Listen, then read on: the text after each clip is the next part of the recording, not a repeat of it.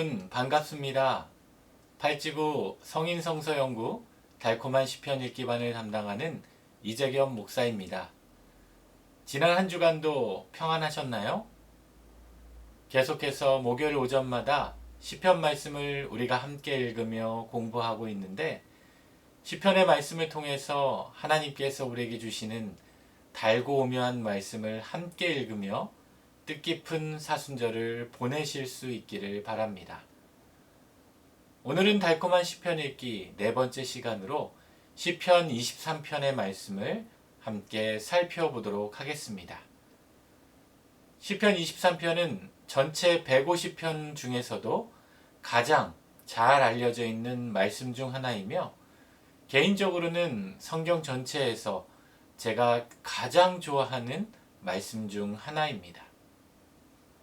시편 23편의 표제를 보면 간단하게 다윗의 시라고 간단하게 기록되어 있는데, 표제에서 기록되었듯이 다윗이 기록한 시편으로 다윗이 기록한 여러 시편들 가운데 오늘날까지 가장 많이 알려지고 사랑받는 다윗의 히트곡 중 하나입니다. 특별히 시편 23편의 말씀은 어린아이들에게 들려주어도, 청소년들에게 들려주어도, 또 새로운 가정을 출발하는 결혼식에도, 병환 중에 있는 환우들에게 들려주어도, 그리고 인생의 마지막을 마무리하는 장례식장에서 들려주어도 강력하고 큰 힘이 되는 은혜로운 말씀이 됨을 느낄 수 있게 됩니다. 저도 개인적으로 이러한 시편 23편의 말씀의 은혜를 많이 입어서 개인적으로 신방을 하거나 특별히 기도가 필요한 분들에게 시편 23편의 말씀을 처방전으로 드리면서 일주일간 하루에 5번씩 이 말씀을 묵상하며 기도하시기를 권면해 드리곤 하는데, 그럴 때마다 이 말씀을 통해 하나님께서 큰 은혜를 주시고 놀라운 회복의 역사를 베풀어 주고 있음을 경험할 수 있게 됩니다. 혹시 오늘 시편 23편을 함께 공부하는 여러분 가운데에도 시편 23편 말씀에 처방전이 필요하신 분들이 계시다면 제가 시편 23편의 처방전을 전해드리도록 하겠습니다. 시편 23편의 구조를 살펴보면 크게 세 부분으로 나누어 볼 수 있는데, 1절부터 4절까지는 목자와 양의 관계 안에서 성도들이 누리게 될 축복들에 대해 기록하고 있습니다. 또 5절 말씀은 하나님의 은혜를 얻고 있는 현재 축복들에 대해서, 그리고 마지막 6절 말씀은 하나님께서 베풀어 주실 축복에 대한 확신으로 나누어 볼 수 있습니다. 시편 23편은 시편의 다양한 장르 가운데 찬양시로 분류할 수 있는데, 이스라엘의 왕이 되기 전 아버지의 양을 치는 목자였던 다윗이 그 시절을 떠올리며 하나님께서 베풀어 주셨던 은혜와 축복에 대한 감사의 마음을 찬양으로 올려드리는 찬양시라고 말할 수 있습니다. 특별히 다윗은 인생의 주인 되시고 인도자 되시는 하나님과 그를 따르는 성도들 간의 절대적인 신뢰와 보호의 관계 안에서 성도들이 얻게 되는 축복을 목자와 양의 관계를 통해 나타내고 있습니다. 이처럼 시편 23편이 찬양시이다 보니 본문을 가지고 만든 찬양들도 다양해서, 특별히 이번 한 주간 시편 23편으로 만들어진 찬양을 들으면서 남은 한 주를 보내시는 것도 여러분에게 큰 은혜가 임하게 되실 것 같습니다. 이제 본문으로 들어가 한 절 한 절 읽으며 말씀을 자세히 살펴보도록 하겠습니다.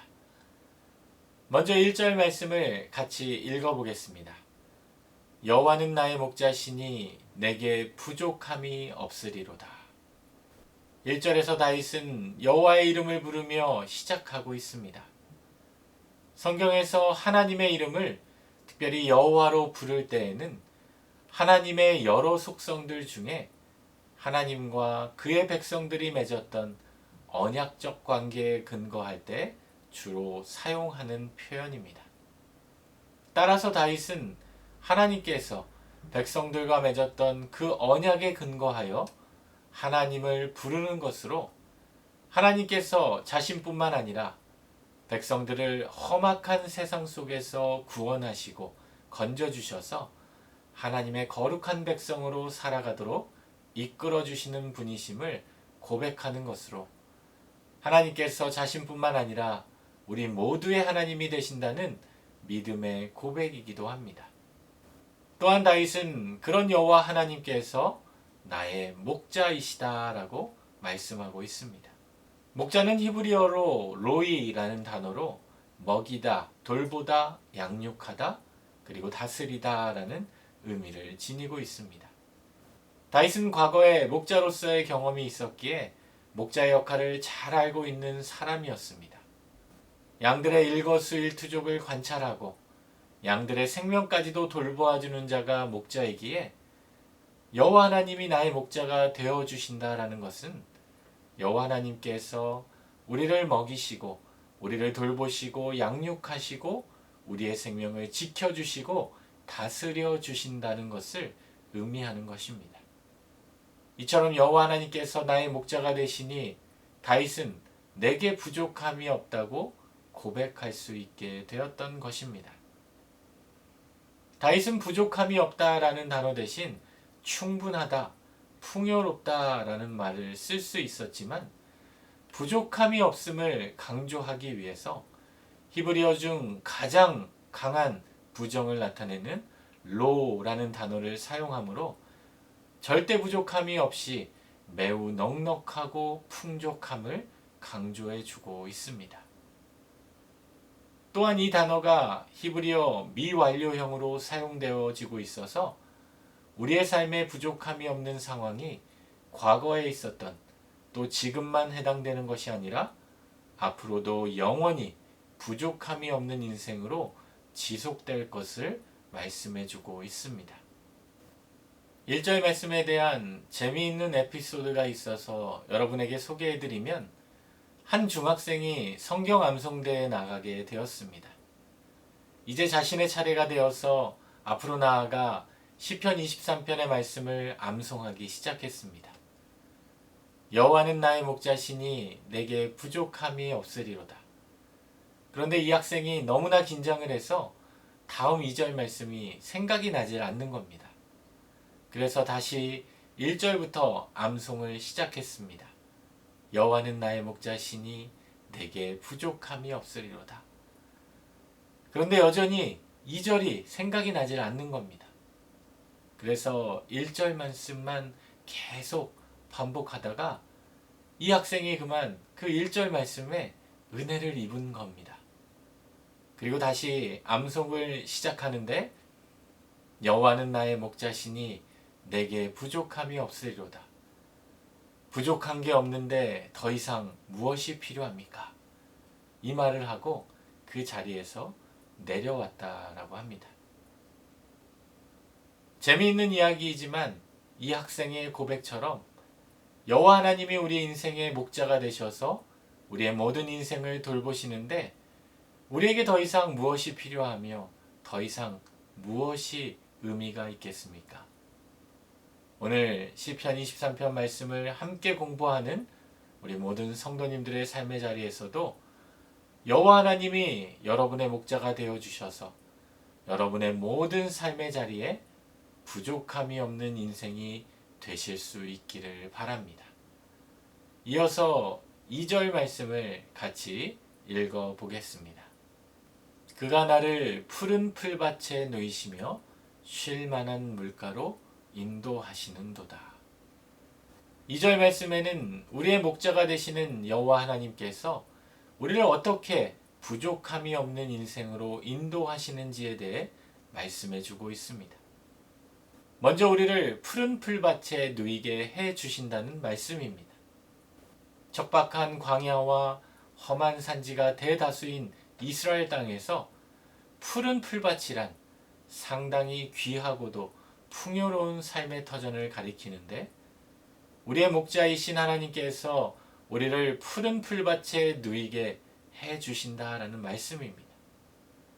또한 본문이 말하는 푸른 풀밭은 단순히 풀이 많은 녹지대를 가리키기보다는 광야의 뜨거운 태양열을 피해 쉴 수 있는 그늘진 곳, 휴식할 만한 곳을 가리키는 것으로 양의 생존에 있어서 필수적인 곳을 말해주고 있습니다.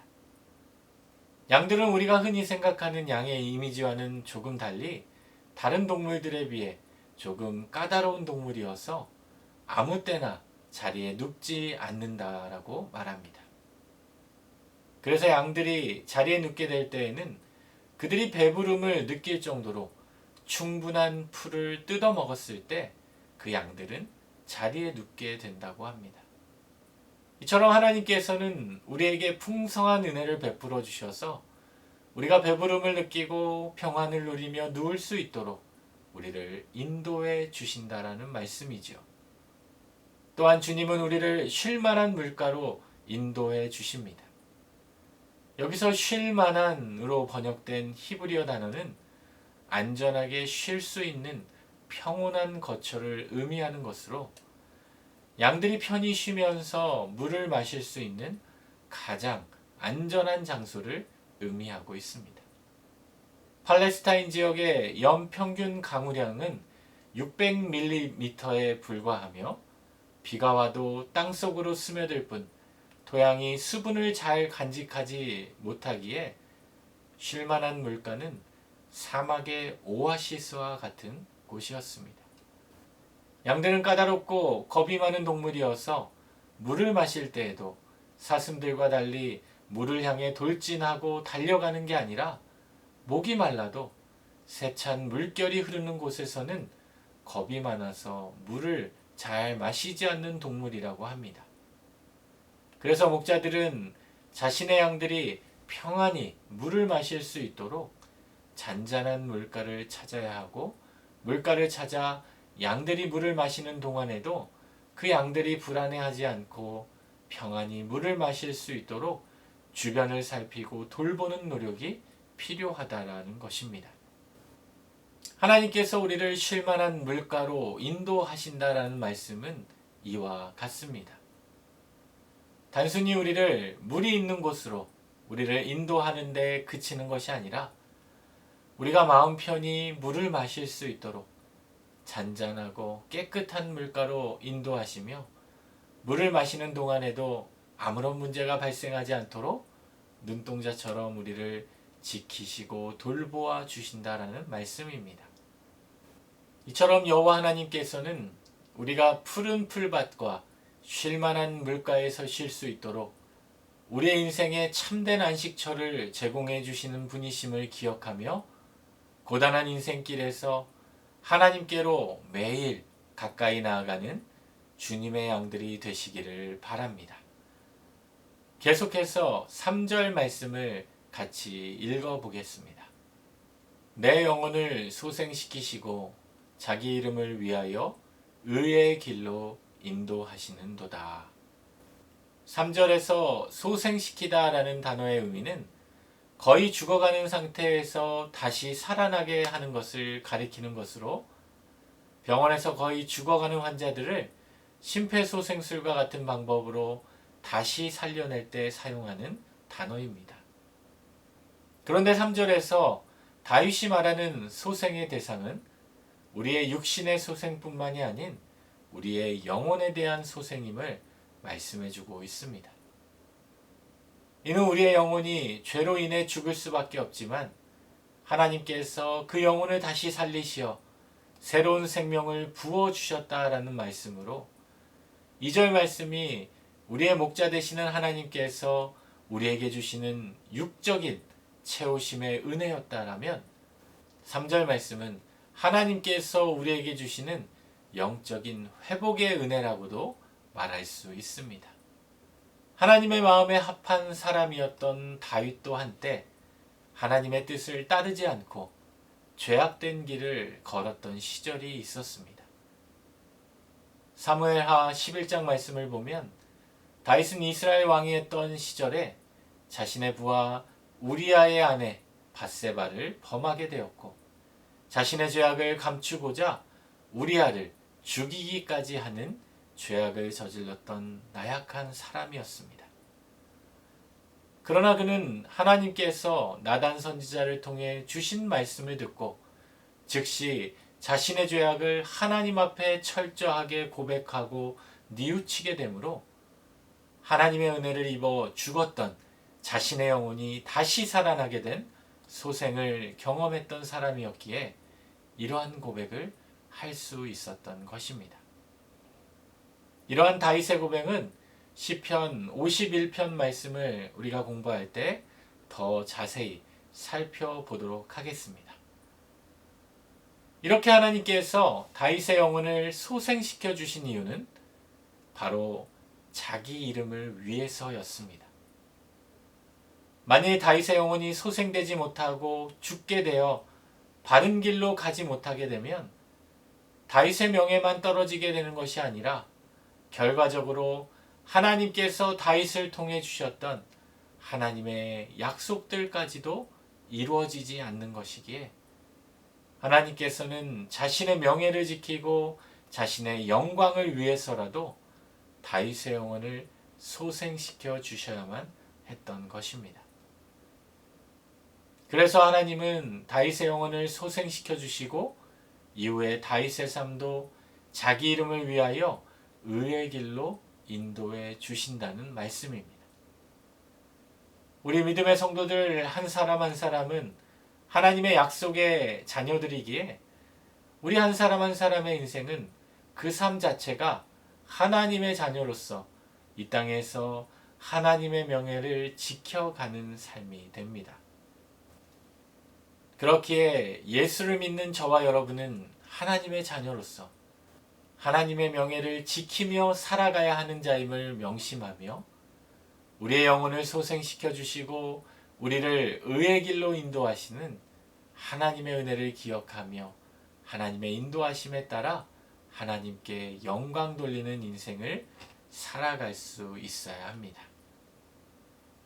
이번 한 주간도 우리의 모든 삶의 자리에서 하나님의 이름을 높이고 하나님의 명예를 지키며 하나님께 영광 돌리는 저와 여러분이 되시기를 소망합니다. 계속해서 4절 말씀을 같이 읽어보겠습니다. 내가 사망의 음침한 골짜기로 다닐지라도 해를 두려워하지 않을 것은 주께서 나와 함께 하심이라. 주의 지팡이와 막대기가 나를 안위하시나이다. 4절 말씀에서는 2절과 3절 말씀에 나오는 푸른 풀밭과 쉴만한 물가와 의의 길과 다른 환경이 묘사되고 있는데 다윗은 특별히 이를 사망의 음침한 골짜기라고 묘사해 주고 있습니다. 이스라엘의 지형은 이러한 험한 골짜기가 이루어진 지형이 많아서 양들이 목자가 없이 방치되게 된다면 낭떠러지에 발을 헛디뎌서 생명을 잃을 수 있는 위험이 도사리고 있습니다. 실제로 양들은 시력이 좋지 않아서 앞의 상황이 어떠한지 보고 움직이기보다 목자의 음성을 듣고 자기 앞에 있는 양들이 움직이는 방향을 따라 행동하기 때문에 목자가 없는 상황 가운데 만일 한 마리의 양이 낭떠러지에 떨어지게 되면 많은 양들이 그 양을 따라 함께 떨어질 위험이 있다는 것입니다. 그러나 다윗은 이러한 사망의 음침한 골짜기로 다닐지라도 이러한 해를 위험을 두려워하지 않을 것이라고 고백하고 있습니다. 왜냐하면 여호와 하나님께서 나와 함께 해 주셨기 때문이었습니다. 예전에 독일에 갔을 때 독일의 한 교회를 방문하게 되었는데 그 교회 목사님께서 순수 이성 비판으로 우리에게 잘 알려진 18세기 독일의 유명한 철학자 임마누엘 칸트의 고백을 소개해 주신 적이 있습니다. 나는 일생 동안 참 훌륭하고 좋은 책을 많이 읽었습니다. 그렇지만 나는 그 속에서 시편 23편에 나오는 내 단어보다 내 마음을 더 고요하고 기쁘게 해준 말을 발견한 적이 없습니다. 그것은 주께서 나와 함께 하심이라는 말입니다. 독일어로 Du bist bei mir. 히브리어로는 우리가 잘 아는 단어 임마누엘인데 놀랍게도 이러한 은혜를 입은 칸트의 이름 자체가 임마누엘 칸트였다라는 것입니다. 성경에 나오는 많은 사람들도 임마누엘 칸트처럼 인생에 찾아오는 수많은 고난 속에서 사망의 음침한 골짜기로 다니며 해를 잇는 두려움 속에서도 그들이 이겨내고 견딜 수 있었던 것은 바로 여호와 하나님께서 함께 하신다는 임마누엘의 신앙 때문이었습니다. 모세가 죽고 두려움에 빠진 여호수아에게 하나님이 찾아가셔서 말씀해 주십니다. 여호수아야, 두려워하지 말라. 내가 너와 함께함이라. 미디안의 침입 앞에 두려움에 빠져 있던 겁쟁이 기드온에게 하나님이 찾아가셔서 말씀해 주십니다. 큰 용사여, 두려워하지 말라. 내가 너와 함께함이라. 믿음의 인생에도 때론 사망의 음침한 골짜기를 만나 두려움에 처할 수도 있습니다. 그러나 그 자리에서도 우리가 기억해야 할 것은 사망의 음침한 골짜기에서도 우리와 함께 하시는 하나님이 계심을 기억할 수 있어야 합니다. 작년부터 지속되는 코로나로 인해 우리의 인생이 많은 두려움 가운데 놓여 있습니다. 평범한 일상의 삶이 무너지게 되고 시간이 지나도 회복되지 않음에 따라 우리의 인생이 점점 사망의 음침한 골짜기로 빠져가는 것 같은 어려움에 놓여 있지만 그럼에도 불구하고 우리가 두려워하지 않아야 하는 것은 여호수아에게 함께했고 기드온에게 함께했고 다윗에게 함께 하셨던 그 하나님께서 오늘 저와 여러분의 인생에도 반드시 함께 해 주시기 때문입니다. 인생의 모든 두려움에서 우리와 함께 하시는 임마누엘의 하나님이 우리와 함께 계심을 기억하는 저와 여러분이 되실 수 있기를 바랍니다. 이어서 다윗은 하나님이 우리와 함께 하시며 구체적으로 우리의 삶을 어떻게 지키시고 안위하게 하시는지 두 가지로 설명해 주고 있습니다. 양을 돌보는 목자에게는 일반적으로 두 가지 도구가 있는데 하나는 지팡이이고 다른 하나는 막대기였습니다. 지팡이는 평상시 양의 무리를 인도하고 방향을 가르치거나 목자의 지시에 따르지 않는 양들을 바른 길로 인도하기 위해 사용되어지는 것이고 막대기는 양을 해치려 하는 맹수를 공격하는 무기로 사용된 것을 가리킵니다. 이처럼 하나님께서는 하나님의 백성들을 평상시에는 인자하고 세심한 손길로 그리고 위급한 때에는 권능의 팔로 인도하여 주시는 분이십니다. 과거 출애굽한 이스라엘 백성들을 하나님께서 인도해 주셨는데 해가 내렸죄는 광야를 걸어가야 하는 백성들에게 낮에는 구름 기둥을 세우셔서 이들의 삶에 그늘을 만들어 주시고 어둡고 추운 밤에는 불기둥을 세우셔서 이들의 삶에 빛이 되어 주시고 따뜻함을 주시면서 백성들을 살피시는 분이셨습니다. 또한 여기서 아니하시나이다 라는 히브리어 단어가 미완료형으로 사용되어져서 하나님께서 우리를 향하신 아니하심이 앞으로도 영원할 것임을 알 수 있게 해 줍니다. 혹시 함께 말씀을 들으시는 성도님들 가운데 삶의 사망의 음침한 골짜기에 놓여 있는 것 같은 어려움에 처한 분들이 계시다면 주님께서 우리와 함께 하시고 주님의 지팡이와 막대기로 우리를 살피시고 지키시며 안위하여 주심이 영원하심을 기억하고 하나님의 은혜를 사모함으로 살아가는 삶이 되실 수 있기를 바랍니다. 계속해서 5절 말씀을 같이 읽어보겠습니다. 주께서 내 원수의 목전에서 내게 상을 차려주시고 기름을 내 머리에 부으셨으니 내 잔이 넘치나이다. 5절 말씀에서 다윗은 우리와 함께 하시는 하나님께서 우리에게 베풀어 주시는 축복들을 묘사해 주고 있는데, 먼저는 원수의 목전에서 우리에게 상을 차려 주신다고 고백하고 있습니다. 원수의 목전에서 상을 차려 주신다라는 것은 전쟁에서 포로로 끌려온 그 대적들 앞에서 그들을 제압하고 승리한 장수들을 위하여 베푸는 승전 축하잔치를 가리킵니다. 다윗의 주위에는 그를 시기하며 그를 미워하는 대적들이 많이 있었습니다.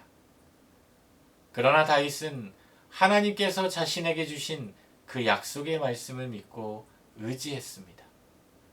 내가 가는 모든 곳에서 내가 너와 함께 있어 내 모든 원수를 내 앞에서 멸하였은즉 땅에서 위대한 자들의 이름같이 내 이름을 위대하게 만들어 주리라.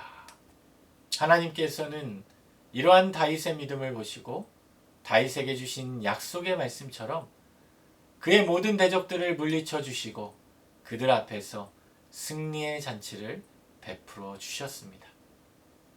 실제로 다윗은 자신을 괴롭혔던 사울의 왕위를 넘겨받게 되었고, 이스라엘을 괴롭히던 블레셋과 암몬과 모압을 제압하였으며, 주변의 열국으로부터 도리어 조공을 받으며 그의 명성을 드높일 수 있게 되었습니다. 또한 다윗은 하나님께서 기름을 내 머리에 부으셔서 내 잔이 넘쳤다라고 고백합니다. 고대 근동에서 기름을 바르는 것은 왕의 대관식, 대제사장 임명식뿐만 아니라 자신의 집을 방문한 귀한 손님의 머리에 값비싼 기름을 발라주는 전통이 있었습니다. 이는 건조한 지역에서 피부를 보호해주고 또 방 안의 향기를 발할 수 있었는데, 보통 그 집의 가장 낮은 종들이 귀한 손님들에게 하는 행동이었습니다. 그러나 다윗은 하나님께서 자신을 귀한 손님으로 대접해 주었을 뿐만 아니라 하나님께서 극진한 대접으로 친히 다윗의 머리에 기름을 발라주셔서 자신을 존귀하게 여겨주셨다라고 고백하고 있습니다. 하나님으로부터 그러한 존귀한 대접을 받았기에 다윗은 내 잔이 넘치는 은혜를 입게 되었다고 표현할 수밖에 없었습니다. 여기에서 잔은 자신이 가진 기업을 의미하는데, 내 잔이 넘쳤다라는 것은 자신의 기업이 넘쳐 흐를 정도로 하나님의 은혜를 크게 입게 되었다라는 말씀입니다. 요한복음 10장 10절 우리 뒤에 있는 말씀에서도 예수님께서 내가 온 것은 양으로 생명을 얻게 하고 더 풍성히 얻게 하려는 것이다 라고 말씀하셨습니다. 우리 주님께서는 우리의 인생에 은혜를 베풀어 주실 때에도 단순히 채워주심이 아니라 우리의 잔이 넘치도록 풍성한 은혜를 베풀어 주시는 분이십니다. 이처럼 여호와 하나님을 우리의 삶의 목자로 여기는 자들의 인생에는 하나님께서 친히 우리를 존귀하게 여겨주시고 우리의 삶을 풍성히 채워주시는 은혜를 주시는 분이심을 믿으시기 바랍니다. 마지막으로 6절 말씀을 함께 읽어보겠습니다. 내 평생의 선하심과 인자하심이 반드시 나를 따르리니 내가 여호와의 집에 영원히 살리로다. 6절 말씀에서 다윗은 하나님께서 자신에게 은혜를 베풀어 주셔서 그의 삶에 따르게 되는 구체적인 축복에 대해 고백하고 있는데, 먼저는 그의 삶에 선하심이 따르게 된다라고 고백하고 있습니다. 여기서 선하심으로 번역된 단어는 히브리어 톱으로 좋음, 친절함, 아름다움의 뜻을 가리키는 것으로 하나님께서 보시기에 좋은 모습을 가리킬 때 사용되어지는 단어입니다. 삶에 선하심이 따른다라는 것은 나의 삶이 하나님 보시기에 좋은 삶이 된다는 것으로, 하나님께서는 다윗이 하나님의 마음에 합한 자였기에 그를 통해 하나님의 놀라운 일들을 이루어 가셨습니다. 그렇게 오늘 우리의 삶이 다윗과 같이 하나님의 놀라운 일들을 이루어가는 통로가 되기 위해서는 우리의 인생이 하나님 보시기에 좋은 하나님의 마음에 합한 인생이 될 수 있어야 합니다. 또한 다윗은 그의 삶에 인자하심이 따르게 된다라고 고백하고 있습니다. 여기서 인자하심이란 단어는 히브리어 헤세드에서 나온 단어로 친절함, 사랑하심을 뜻하는 단어입니다. 이는 하나님께서 인간을 조건 없이 사랑하여 은혜를 베풀어 주시는 것을 나타낼 때 주로 사용하는 단어로 다윗이 자신의 삶 가운데 하나님의 인자하심이 따른다라고 고백하고 있는 것은 자신의 조건과 관계없이 자신을 사랑하사 긍휼을 베풀어 주시는 하나님의 은혜를 확신하기 때문이었습니다. 그리고 다윗은 이러한 선하심과 인자하심이 자신의 평생에 반드시 따르리라고 고백해 주고 있습니다. 여기서 따르리라 라는 단어는 뒤따라가다, 추구하다, 추격하다 라는 의미로 마치 사냥개가 사냥감을 놓치지 않고 끝까지 추격하는 것과 같이 하나님께서 우리에게 주신 선하심과 인자하심이 주를 믿고 의지하는 우리 모두의 삶을 따라오게 된다라는 말씀이기도 합니다. 그래서 그는 시편 23편을 마무리하면서 다음과 같이 고백합니다. 내가 여호와의 집에 영원히 살리로다. 다윗이 언급한 여호와의 집이란 문자적인 의미로는 다윗이 예루살렘으로 옮겨온 하나님의 언약궤가 머문 성막을 가리킨다라고 말할 수 있습니다.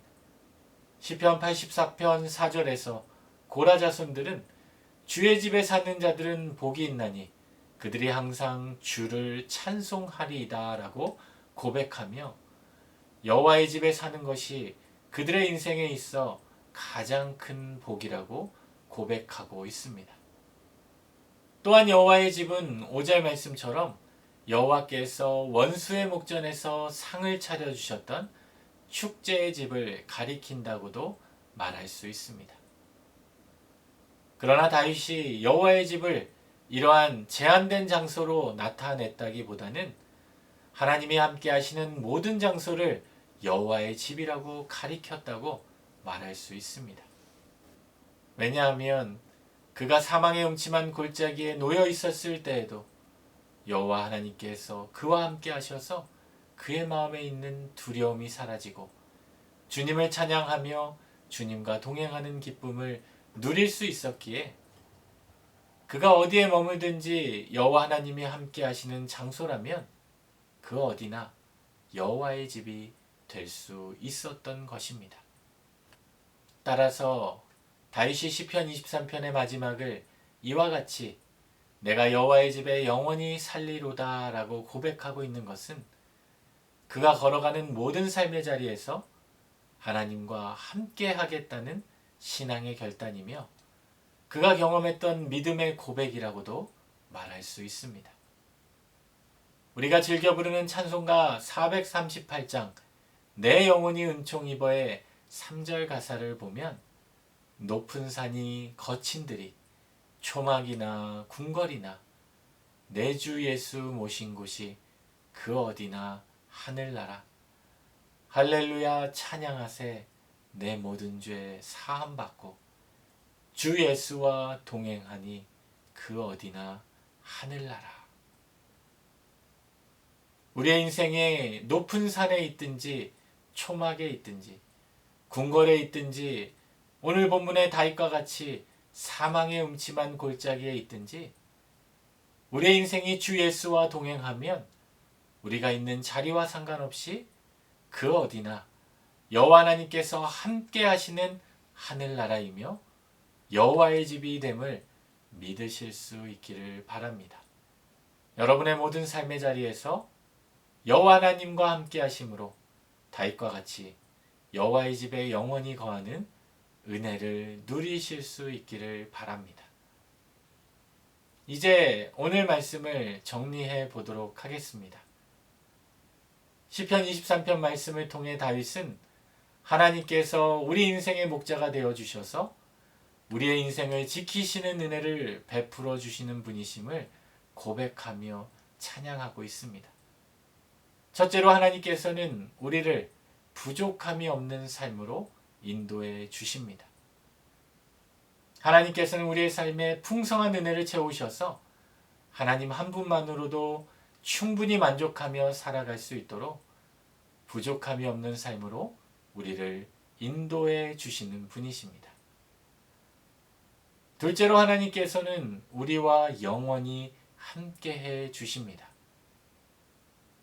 하나님께서 우리를 한순간만 지켜주시는 분이 아니라 우리가 사망의 음침한 골짜기에 놓여 있을 때에도 우리와 함께 하셔서 우리를 눈동자처럼 지키시며 함께해 주시는 분이십니다.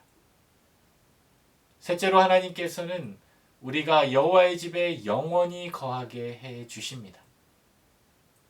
하나님께서는 우리의 모든 인생을 주관하셔서 우리가 살아가는 모든 삶의 자리에서 주 예수와 동행함으로 여호와의 집이 되어 그 안에 거하며 살아갈 수 있게 인도해 주시는 분이십니다. 오늘 시편 23편의 말씀을 통해 우리의 모든 삶의 자리에서 우리의 목자가 되시는 여호와 하나님을 믿고 의지함으로 삶의 모든 염려와 두려움과 근심이 사라지고 하나님과 영원히 함께하는 그 은혜가 여러분의 삶 가운데 풍성히 넘치실 수 있기를 우리 주님의 이름으로 축원합니다. 기도하겠습니다.